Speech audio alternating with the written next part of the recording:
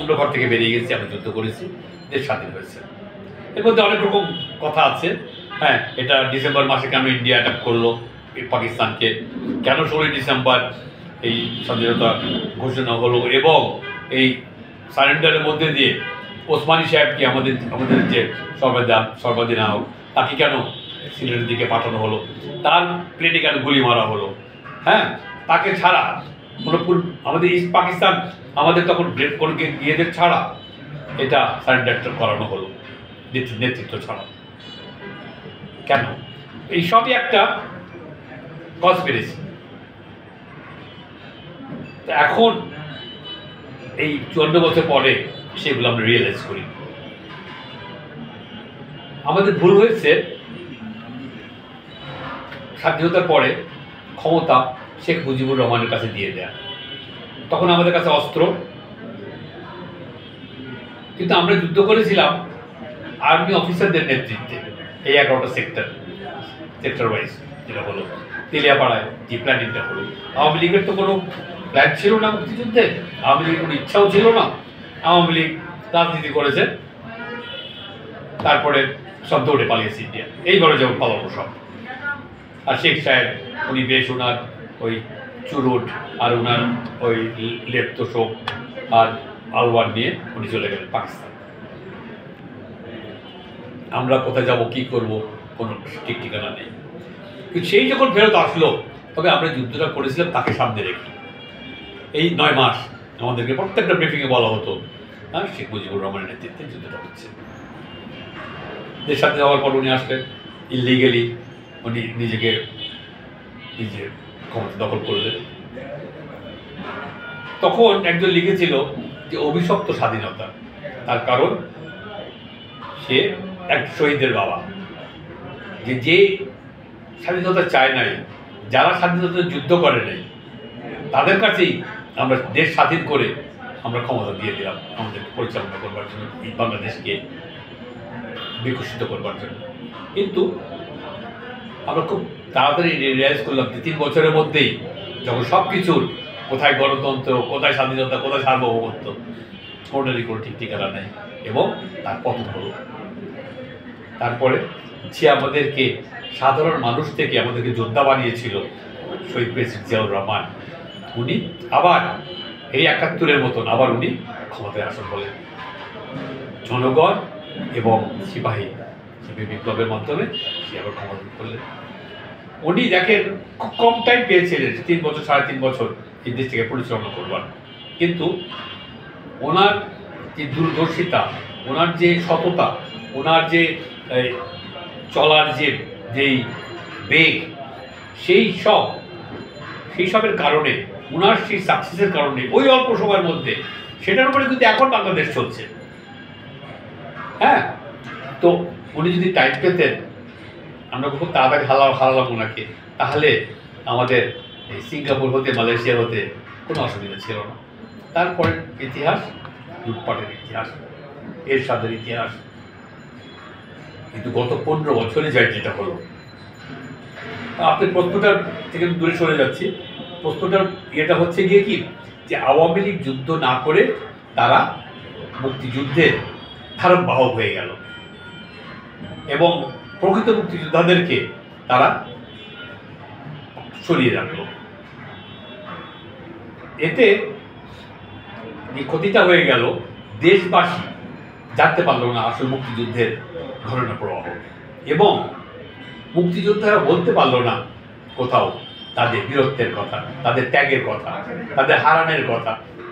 অনেক মুক্তিযোদ্ধা তার বাবাকে মেরেছে, বিকজ বাবা রাজাকারী করত। হ্যাঁ, তো অনেক মুক্তিযোদ্ধা প্রেম করেছে, তো তার মেয়েটা বলেছে তুমি তো যাবে যুদ্ধে, আমি কি নিয়ে থাকবো, তুমি আমাকে বিয়ে করো, এখন আজকে রাত্রে বিয়ে করো, আমার সাথে আজকে রাত্রে থেকে যাও। তারপরে তার সন্তান হয়েছে। হ্যাঁ, ছেলেটা যুদ্ধে গেছে, সেই যুদ্ধে সে শহীদ হয়েছে। সেই মেয়েটা, সেই বাচ্চাটাকে তার বাপের ইয়েতে বড় করেছে। এই সমস্ত যে ত্যাগ, এইসবের কথা পাবলিক জানলো না, মানুষ জানতে পারলো না। এবং 15 বছরে, এই গত 15 বছরে, হাসিনার 15 বছরে, এই স্বৈরাচারের 15 বছরে যা হয়েছে সেটা হলো একলাই শেখ মুজিবুর রহমান সব করেছে, আওয়ামী লীগাররাই সব করেছে। এর মধ্যে স্যার সলিমুল্লাহর কথা নাই, এর মধ্যে মৌলানা আব্দুল হামিদ খান ভাসানীর কথা নাই, এর মধ্যে শহীদ প্রেসিডেন্ট জিয়াউর রহমানের কথা নাই, খালি একজনের কথা। কাজে আপনি যখন 15 বছর ধরে আপনি যখন আপনি শিক্ষা ব্যবস্থা পরিচালনা করবেন, দেশ চালাবেন আপনি, এবং সবখানি একটা কথাই, তো 1 থেকে 15 বছর পর্যন্ত যে বাচ্চা শিশুটা জন্মানোর পর থেকে সে তো শেখ মুজিবুরকে দেখেছে, সেই তো হিরো, সেই তো দেশকে স্বাধীন করেছে, কিন্তু জিনিসটা বাস্তবে কমপ্লিটলি এটার উল্টো। কাজেই আমাদের যে লম্বা যুদ্ধ আজকে 54 বছরের, সেটা 5ই আগস্ট 2024 শেষ হল একটা ছাত্র জনতার একটা আন্দোলনের মাধ্যমে। বিএনপি 15 বছর যুদ্ধ করলো আওয়ামী লীগের সাথে সমানে সমানে। আওয়ামী লীগের ছিল তাদের আর্মি, হ্যাঁ, আর আওয়ামী লীগের ছিল তাদের র্যাব, তাদের পুলিশ বাহিনী, অন্যান্য বাহিনী এবং তাদের হেলমেট বাহিনী। সেটা দিয়ে তারা দমন পীড়ন চালালো। আর বিএনপি কিছু ছাড়া তারা ফাইট করে গেল। তাদেরকে অ্যারেস্ট করা হয়েছে, পেটানো হয়েছে, গুম করা হয়েছে, এবং লম্বা 15 বছর তারা তাদের এলাকায় থাকতে পারে, তাদের বাসায় থাকতে পারেন, বাসায় যেতে পারেন। আপনি চিন্তা করেন যে 15 বছর যদি তার জায়গার থেকে, রুট থেকে দূরে সরিয়ে রাখা হয়, লক্ষ লক্ষ লোক ঢাকা শহরে রিক্সা চালিয়ে জীবনযাপন করেছে। তারা পড়াশোনা করতে পারেনি, তারা বিয়ে করতে পারেনি, তারা ব্যবসা করতে পারেনি, তাদের জীবন থেকে 15-20টা বছর হারিয়ে গেছে।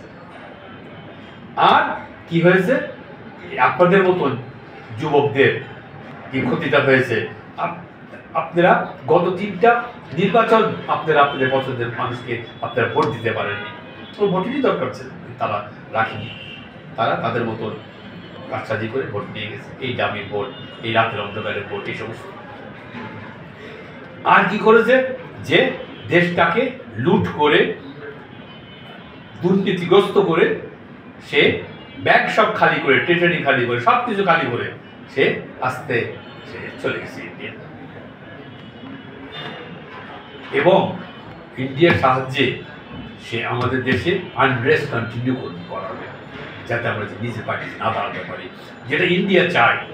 কারণ আমরা যদি দাঁড়াই নিজের পায়ে, তাহলে 7 সিস্টার্স দেখবে, পাঞ্জাব দেখবে যে বাংলাদেশের মতো একটা দেশ, তারা মুক্তিযুদ্ধ করলো, দেশ স্বাধীন করলো, এবং আজকে তারা নিজের পায়ে দাঁড়ানো, ওদের সব কিছু হচ্ছে, ইন্ডাস্ট্রি হচ্ছে, কলকারখানা হচ্ছে, ইম্পোর্ট এক্সপোর্ট হচ্ছে, সুন্দরভাবে পড়াশোনা করছে, হ্যাঁ, মানুষ ভালো আছে, ভালো থাকছে। এটা ইন্ডিয়া চায় না। কারণ তাহলে তাদের দেশে যেই স্বাধীনতার ইচ্ছা তো সবখানে আছে, মেঘালয়ে ঘরে ঘরে স্বাধীনতার ইচ্ছা আছে, তাহলে তারা ওই ইচ্ছাটা আমাদের উপর, আমাদের দেখে, আমাদেরকে অনুসরণ করে তারা করতে চেষ্টা করবে। সেই জন্য আমাদেরকে সবসময় পর্যদস্ত রাখবে, আমাদের they will always try to keep us on our knees, হ্যাঁ।